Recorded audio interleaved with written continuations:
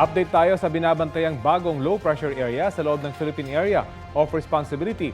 Kausapin natin si Pag-asa Assistant Weather Services Chief Chris Perez. Magandang umaga at welcome sa Balitang Hali. Magandang umaga, Rafi, at sa lahat po na ating mga taga-subaybay. Base po sa inyong monitoring, nasaan na yung lokasyon ng binabantayang LPA?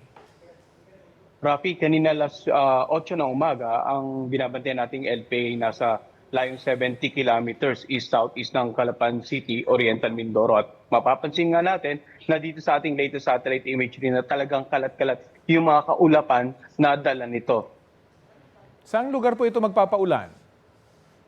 Inaasahan po natin na magiging maulap, may mga pag-ulan at pagkidlat at pagkulog ngayong araw dahil sa LPA dito sa Metro Manila.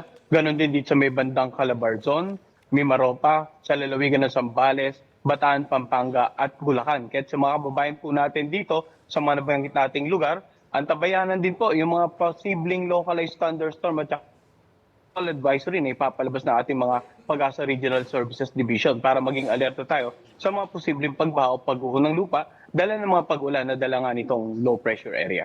Ang tanong siguro ng marami, magiging bagyo po ba ito?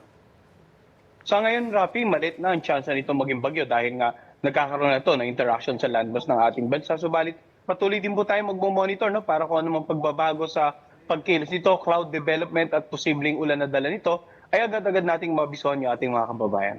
Ayun, wala nga ang bagyo, pero bakit kaya panay po yung pag-uulan sa ilang bahagi ng Mindanao, gaya po sa Maguindanao del Norte?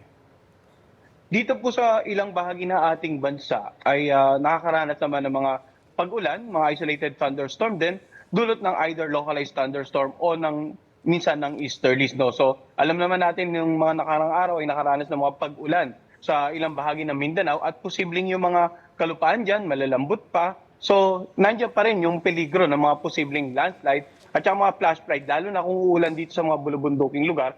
At yung mga downstream community na tinatawag natin ay makakaranas ng mga ulan na magmumula pa po sa itaas ng mga areas na inuulan nga, yung mga bulubunduking lugar. Kaya mag-monitor din po yung mga kababayan natin sa Mindanao sa ating mga localized thunderstorm at rainfall advisory na ipapalabas naman ng ating Mindanao Pag-asa Regional Services Division.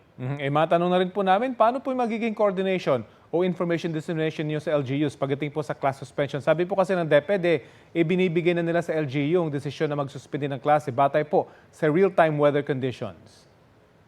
Normally, Rafi, kapag may bagyo, may mga warning signal tayo nakataas, ay may automatic na suspended levels na ng, or antas ng klase na sinususpinde base sa nakataas na warning signal sa ilang lugar.